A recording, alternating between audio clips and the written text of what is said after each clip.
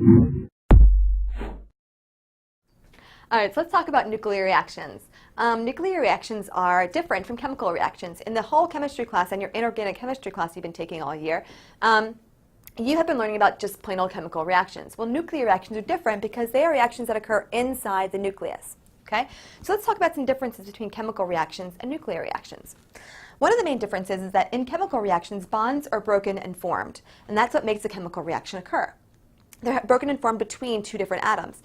Where in a nuclear reaction, they are nuclei that emit particles and or rays into the atmosphere around it. So it might be one single atom that's changing and emitting something, changing the nucleus inside and emitting something out into the atmosphere around it.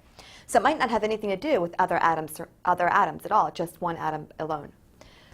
In a chemical reaction, atoms are unchanged but rearranged. So they may be breaking and rearranging in other ways, but the atoms themselves are unchanged. Whereas in nuclear reactions, because we're changing the composition of the nucleus, we might be changing the number of protons. If we change the number of protons, we know that the number of protons is unique for each atom.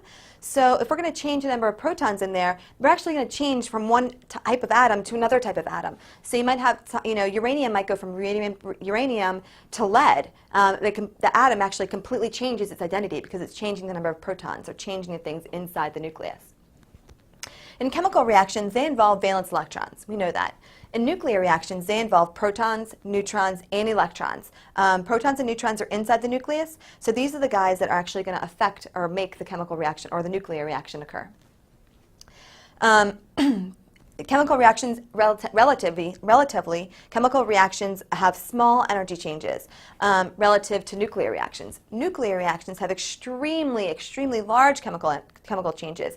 I mean, if you think about a chemical reaction, they would, something might blow up, and that's a lot to you and me, a lot of energy being released. However, nuclear reactions can, if you think about an atom bomb, nuclear reactions can blow up cities and possibly even countries off of the map, whereas chemical reactions might have a small explosion comparatively.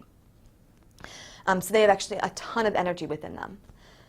Chemical reactions are the rate of the chemical reactions influenced by concentration, temperature, pressure, and catalysts. The nuclear reactions are unaffected by these things. The nuclear reaction rates are as large as millions and millions of years, like uranium decay, or 1,000 years, like carbon decay, or like milliseconds. So these guys are not affected by the temperature, doesn't make a difference, by the concentration, by any catalyst can't help it. Nothing can actually increase or decrease the rate of nuclear decay like you can with chemical reactions. So those are the main differences between nuclear and chemical equations. And if you want to learn more, there's more videos to come.